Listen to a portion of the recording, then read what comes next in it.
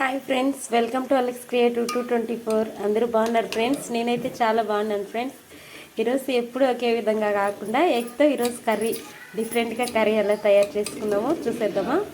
3 eggs ఈ విధంగా మంచిగా కలుపుకునేసి బాగా కలిపిన తర్వాత సాల్ట్ అండ్ చిల్లీ పౌడర్ కొంచెం వేసేసి మంచిగా బీట్ చేసేయండి.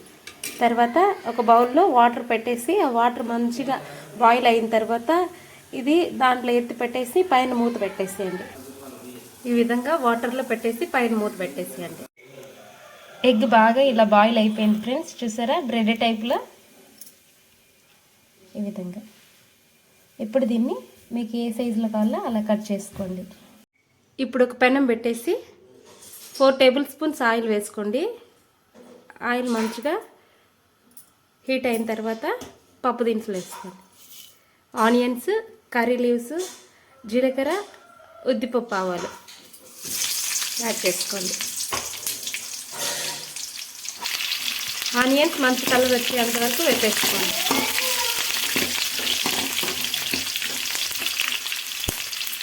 ఇప్పుడు టమాటో యాడ్ చేసుకోండి.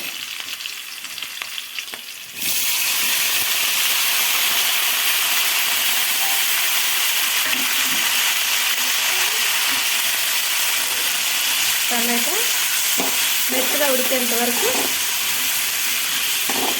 వేయించుకోండి.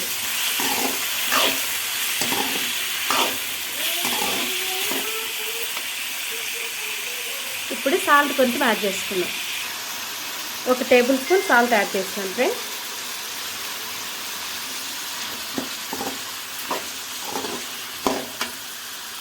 ఇప్పుడు సిమ్లో పెట్టేసి మెత్తగా అయ్యేంత వరకు కుక్ చేసుకోండి. ఇప్పుడు టమాటా మంచిగా కుక్ అయింది కదా, 1/2 టేబుల్ స్పూన్ పసుపు, 1/2 టేబుల్ స్పూన్ ధనియాల పొడి, 1 టేబుల్ స్పూన్ మిర్చి పౌడర్ యాడ్ చేసుకుంటున్నాను ఫ్రెండ్స్.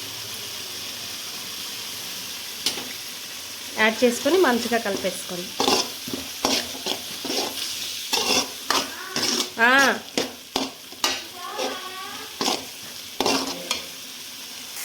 టమాటాలు బాగా కుక్ అయిపోయాయి ఫ్రెండ్స్. చూడండి, నూనె పైకి లేస్తుంది కదా, ఇలా నూనె పైకి తేలుతున్నప్పుడు ఎగ్ యాడ్ చేసుకున్నాం. కట్ చేసి పెట్టుకున్న ఎగ్ ముక్కలు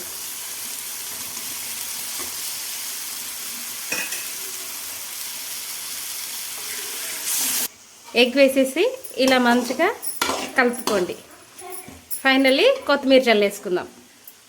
finally tasty egg curry ready అయిపోయింది ఫ్రెండ్స్. నా వీడియో మీకు నచ్చినట్లయితే లైక్ చేయండి, షేర్ చేయండి, తప్పకుండా సబ్స్క్రైబ్ చేసుకోండి అండ్ ఒకసారి తప్పకుండా ఈ కర్రీ ట్రై చేయండి. Thank you so much.